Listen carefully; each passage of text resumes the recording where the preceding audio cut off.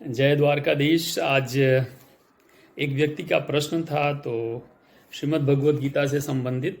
आज श्रीमद् भगवद गीता डॉक्टर सर्वपल्ली राधाकृष्णन की हमारे हाथ लगी है और हमने सोचा कि आप सबके साथ कुछ बातें पुनः शेयर करूं। जीवन में डर बहुत आवश्यक है, क्योंकि भय है ना, भय हमें निर्भय बनाता है। भय अर्थात डर।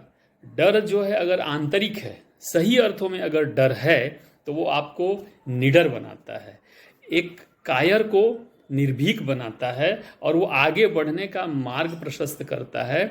और आप क्या करते हैं, उस डर से सीखते हैं, किसी गुरु की शरण में जाते हैं, किसी अनुभवी व्यक्ति की शरण में जाते हैं और उससे उस डर से बाहर निकलने का आप मार्ग पूछते हैं। तो आप एक द्वंद्व परिस्थिति अर्थात किसी कंफ्यूजन वाले स्टेट से मेंटली, मानसिक रूप से आप स्वस्थ हो जाते हैं और एक निर्णयात्मक शक्ति प्राप्त होती है और एक निर्णय प्राप्त करके आप उससे बाहर निकलते हैं। अध्याय 11 में क्या होता है कि अर्जुन के निवेदन पे भगवान, तो 11वें अध्याय में होता ऐसा है कि जब अर्जुन कहते हैं कि आप हमें आपका दर्शन कराइए, तब भगवान अपना दिव्य दृष्टि देते हैं। अब भगवान के पास कितनी बड़ी दिव्य दृष्टि होगी, अथाह दिव्य दृष्टि होगी। उस अथाह दिव्य दृष्टि में से अर्जुन को थोड़ी सी दिव्य दृष्टि दी है, क्योंकि पूरी दिव्य दृष्टि दे देंगे तो अर्जुन सहन नहीं कर सकते थे। तो भगवान ने क्या किया, थोड़ी सी दिव्य दृष्टि दिया। थोड़ी सी दिव्य दृष्टि के कारण अर्जुन भगवान का थोड़ा दर्शन कर सके।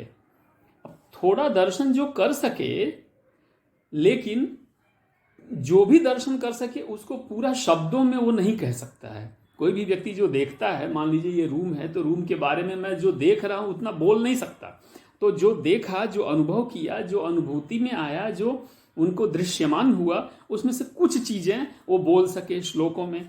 तो अर्जुन जैसे उदाहरण के लिए श्लोक नंबर 15 से श्लोक नंबर 32 तक कुछ कहते हैं कि हे भगवान, आप ऐसे दिख रहे हैं, आपके बहुत सारे सिर हैं, आप बहुत बड़े हैं, अथाह हैं, बहुत सारी बातें। लेकिन इसमें एक बहुत महत्वपूर्ण चीज है, वो क्या है कि अर्जुन डर जाते हैं।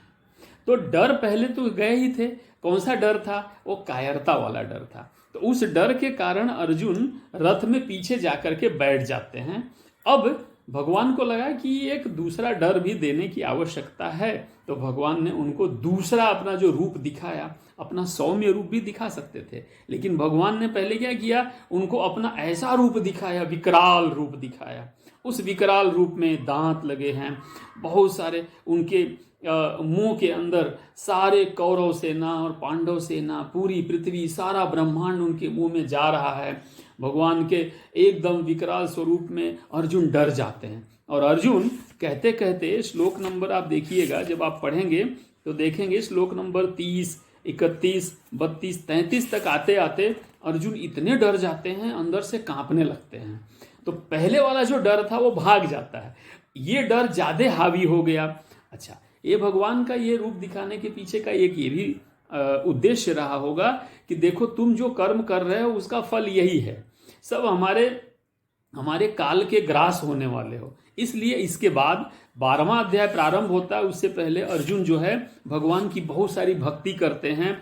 श्लोक नंबर 32 से आगे चल करके जब आप देखेंगे 42 वगैरह श्लोक में, तो वहां प्रार्थना करते हैं, कहते हैं हे भगवान, मुझे आपका चतुर्भुज स्वरूप दिखाइए, अब ये मुझसे सहन नहीं हो सकता है। यानी अब भक्ति मार्ग प्रारंभ हुआ।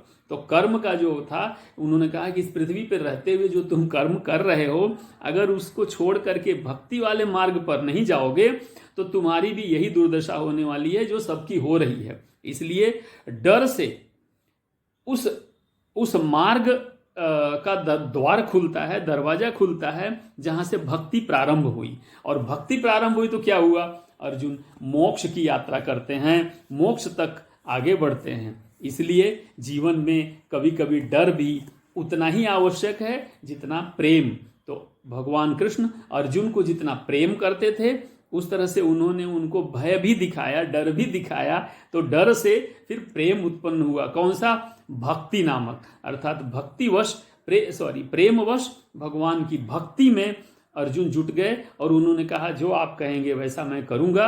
और इसी कारण से क्योंकि पूरी शरणागति में गए भगवान के, पूरी तरह से अपने आप को भगवान के को न्योछावर कर दिया, तभी मोक्ष की प्राप्ति हुई। तो ये अध्याय 11 से जो हमें प्राप्त हुआ, एक व्यक्ति ने पूछा था इसलिए हमने आपसे शेयर किया। जय द्वारकाधीश।